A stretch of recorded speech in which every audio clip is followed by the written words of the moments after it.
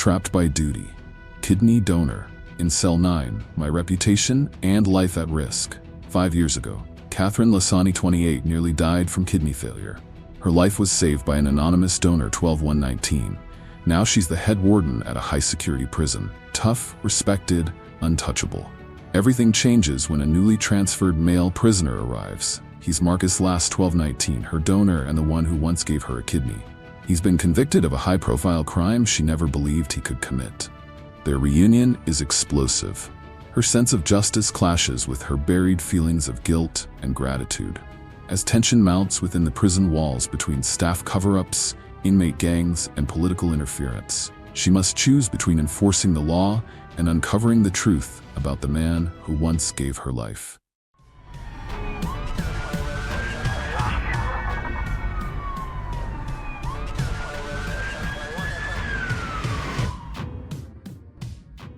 Catherine was born on March 2, 1997, in Albany, New York, to a home split by two nations and two disciplines.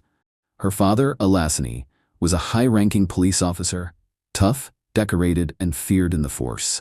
Her mother, Evelyn Moore, a Canadian-born nurse, brought quiet strength and compassion to their rigid home. Between police codes and medical charts, Catherine learned early that justice must be firm, but never without heart. As a child, she excelled in school, drawn to law enforcement by her father's legacy. She graduated at the top of her class in criminal justice, and by age 28, became the youngest warden in the history of Raven Heights, one of the most feared federal prisons in the country. But beneath her uniform was a secret scar. At 23, Catherine collapsed, acute kidney failure. Doctors gave her weeks, maybe days. Then, a miracle, a perfect match. The kidney came anonymously. No name, no face. Just anonymous 12-119. Delivered in a surgical room at St. Joseph's Medical Center. She never forgot the gift, but never expected to meet her savior, let alone find out he was sentenced to her prison years later. Catherine's story is not just one of discipline and duty. It's one of betrayal, only to break it down with truth. 5 years ago, Catherine Smith lay on the edge of death. Her kidneys had failed overnight, genetic, aggressive, incurable. The world blurred in IV tubes and hospital alarms. She was only 23. Life had barely begun. And just when hope slipped through her fingers, the miracle came. A match, anonymous, perfect. A kidney delivered across 3 state lines. No questions answered. Just a second chance. She woke up to a new life and a mystery donor she'd never know.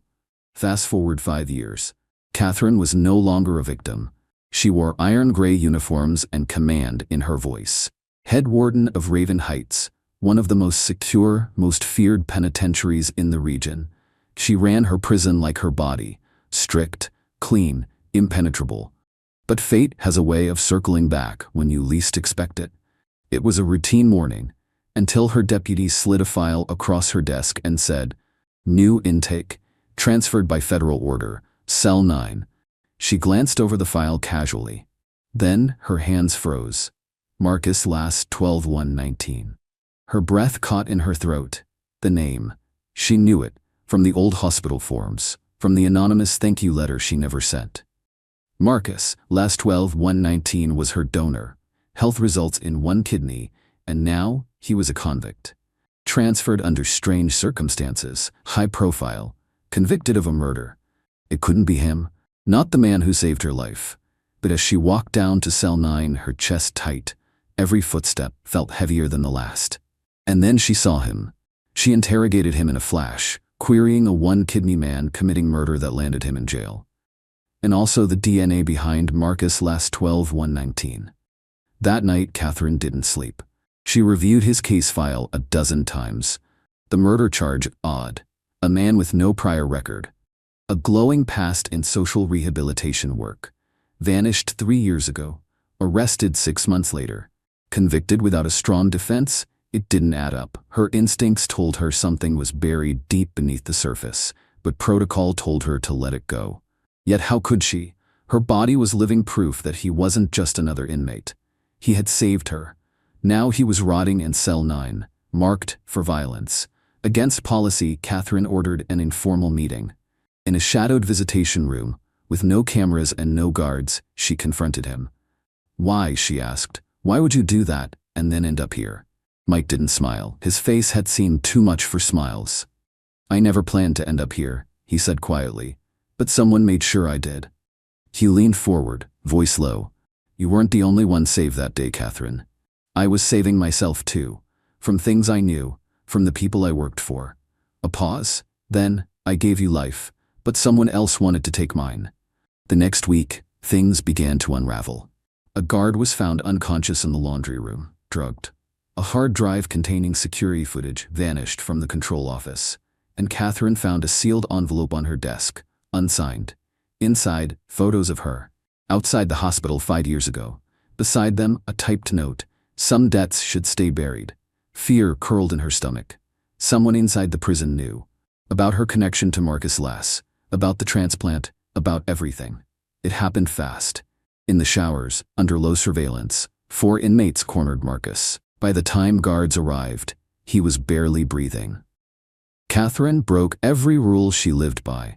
She entered the medical wing herself, demanded he be placed in protective custody, and stayed by his bed.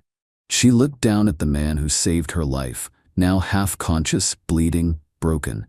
"I should have protected you," she whispered. His hand twitched. "You still can," he said weakly. Digging into internal records, Catherine made a discovery. Marcus's transfer was forged by someone high up. His case had been tampered with. Key witness testimonies missing. His original lawyer disbarred. Evidence mishandled. The more she found, the clearer it became. Marcus was silenced for knowing something. But what? Catherine tracked down the one name listed as Marcus's former employer. A nonprofit linked to private prison investors, including Raven Heights' own board of directors. Marcus knew things. He tried to expose a contract kickback scheme years ago. Instead, he was framed and erased. Now, his return to Raven Heights wasn't a coincidence. It was a threat to those still profiting from the silence.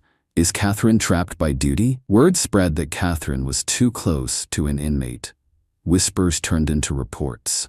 Her authority began to crumble. She was given a choice. Step down quietly or face an internal investigation that could destroy her. What happened behind here? You have it.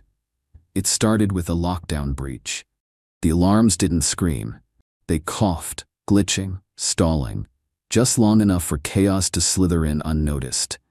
3 inmates were unaccounted for. One of them, Rex Madhu, a lifer who once carved a warden's throat with a sharpened spoon, had disappeared from solitary. Catherine was the one who noticed it first. The hallway lights flickered. Then, silence. She drew her sidearm and moved alone, toward cell block C. What she didn't know, they had planned this for weeks. And her distraction with Mike, her late nights, her missed shift reports, her unfiled internal memos, had given them the window they needed. And she walked right into it. The trap snapped shut. Behind her, the gate clanged. Ahead, Rex, grinning, holding a jagged shank. "You let one man get too close, Warden," he sneered. "Now we all get our freedom." 2 others moved in from behind. Catherine was cornered. She raised her weapon, backing toward the far wall, her breathing shallow. She wasn't just fighting for survival now. She was the symbol of control in this prison, and they were ready to shatter it. A flash of movement. Rex lunged. Gunshot. Echoing. Screams. When backup arrived, she was bleeding from the side, but alive, barely. The headlines didn't mention the knife wound, or the escape attempt, or how close she came to dying in her own prison. What they did mention, warden compromised by inmate relationship, security collapse at Raven Heights, political pressure mounts for warden's resignation. She was no longer untouchable. Her own deputies filed reports against her, anonymous complaints that she had compromised internal protocol. Marcus's name was highlighted in all of them. Catherine was given a final choice. Quietly resign or face an ethics trial that would obliterate not just her career, but her name, her legacy. And then, the final blow. Marcus was scheduled to be moved again, this time to a federal transport vehicle with no return address. The kind of transfer people don't come back from. They had tried to bury him once. Now they would erase him. And her? She was a liability, a wounded symbol of a system cracking from within. But Catherine wasn't done yet. They tried to trap her with duty. What they didn't expect was that she'd finally choose truth over survival. Now, a redemption or ruin. The night before the transfer, Catherine made her decision. She leaked Mike's full story to a trusted journalist who owed her a favor. She took the fall, stepped down, held a press conference that shattered her career, and saved his life. Marcus was quietly released 3 months later, charges dismissed, peace reopened, names named. And Catherine? She moved to a quiet town, started over. No uniform, no title, just peace. Catherine didn't know why she came back to the coast. Maybe it was instinct, maybe it was guilt, maybe it was the only place left that didn't carry the scent of metal and betrayal. She'd traded her prison boots for sandals, her title for silence. Some nights she still dreamt of cell doors slamming shut, of alarms and blood and eyes watching her from the shadows. Then, one afternoon, in the gentle hush of a sleepy seaside cafe, he walked in. Marcus Lass. She froze mid-sip. He looked different, lighter somehow, unburdened, like the man he might have been if life hadn't bent him into a ghost. "Still drink black coffee?" he asked, sliding into the seat across from her. "I never changed," she said, searching his eyes. "But you look like you got your life back." He smiled faintly, then his gaze shifted, more serious now. "I came to tell you something." She tilted her head, waiting. Then he said it. "You're not just someone I saved, Catherine. You're my blood sister." The world tilted. "What?" she whispered. "My real name, my full name, is Marcus Lasani. You're not just the woman I saved, you're my father's daughter." She felt the ground vanish beneath her feet. Flashback, the price of blood, 5 years ago. Marcus stood in the office of retired officer Albert Lasani, a man who wore silence like armor. The two hadn't spoken in years, not since Marcus's mother, Mabel, had been exiled in disgrace after Albert Lasani refused to acknowledge her as more than a passing mistake. Mabel had raised Marcus alone. Humble jobs, dignity, a quiet life filled with unspoken pain. But now, she was dying of stage 3 cancer. Treatments cost more than she could dream of. Marcus was out of options. And Albert Lasani? He finally called. He made one offer. "You donate a kidney to my daughter, Catherine, Albert. I'll pay for your mother's care. And I'll recognize you privately, but publicly. I never knew you. Ever." Marcus hesitated.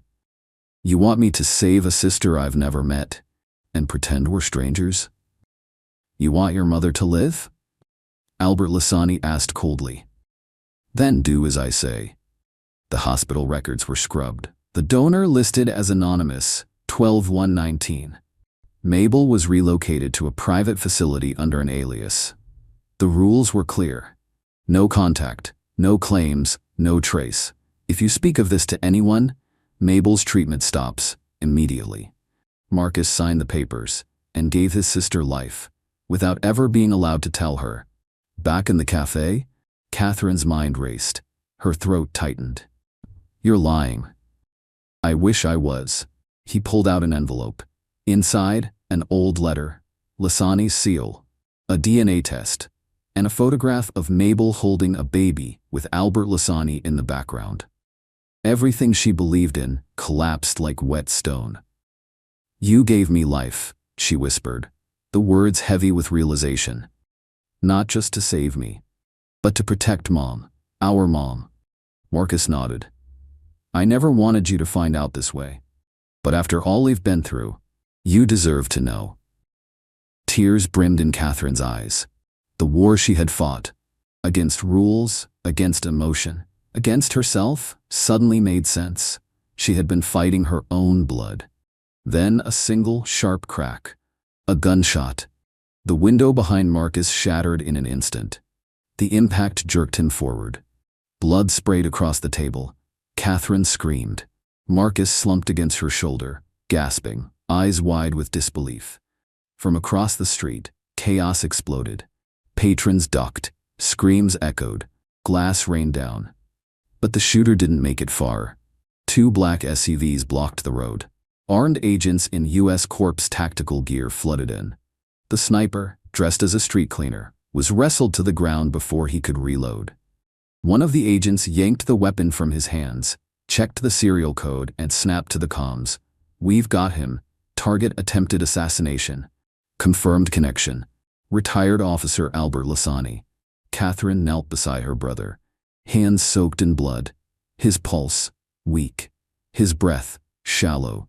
But he was alive, just barely. The next day, the media storm erupted like wildfire. A failed assassination, a captured gunman, a signed payment slip buried in a burner phone. All roads led back to retired Officer Albert Lasani. He had ordered the hit to silence Marcus, to bury the truth once and for all. He had sacrificed his own blood once and tried to destroy him a second time, but this time he failed. Federal charges were filed. Albert Lasani's political ties snapped overnight. He was arrested by the same justice system he once controlled. Under interrogation, the hired killer confessed everything. The father wanted it quiet, he said. Said the boy didn't know his place. Said the girl was digging too deep. Catherine listened to the recording a dozen times before she deleted it forever. A grave choice. Marcus never left the hospital. The bullet had torn too deep. The surgery worked, but his body was tired. His mother had gone. His father had betrayed him. And in the silence of a white room overlooking the sea, he whispered his final words to Catherine. "I don't regret it. Not the kidney, not the truth. You deserve to live free. Just remember me as your brother, not their mistake." 3 nights later, his pulse slowed and stopped. The second funeral. Rain fell like silence. Catherine stood under a black umbrella, surrounded by white tombstones. She lowered a handful of soil into the grave. Mabel Lasani, Marcus Lasani, mother and son, buried side by side. One loved too quietly, the other died too loudly. As the priest finished the rites, a stranger approached Catherine. A young boy, no more than 7, holding a folded letter. "For you," he said softly. "From my dad." He knew he might not make it. She opened it. Marcus's handwriting, rough, honest, brave. "If you're reading this, I'm gone, but don't mourn me. Live for me. Take down what our father built on silence. You're the strongest person I ever knew, long before you knew I was your brother. Now go show them what justice really looks like." Catherine returned to the city, not as a warden, but as a whistleblower, an advocate, a woman on a mission. Retired Officer Albert Lasani was sentenced without mercy. The prison contracts he brokered were exposed, dismantled. Dozens of victims found justice, and Marcus, his name was cleared. Not just as a convict, but as a son, a brother, and a man who gave everything for family, even when it never gave back. Please subscribe and watch the next video from Crime Love.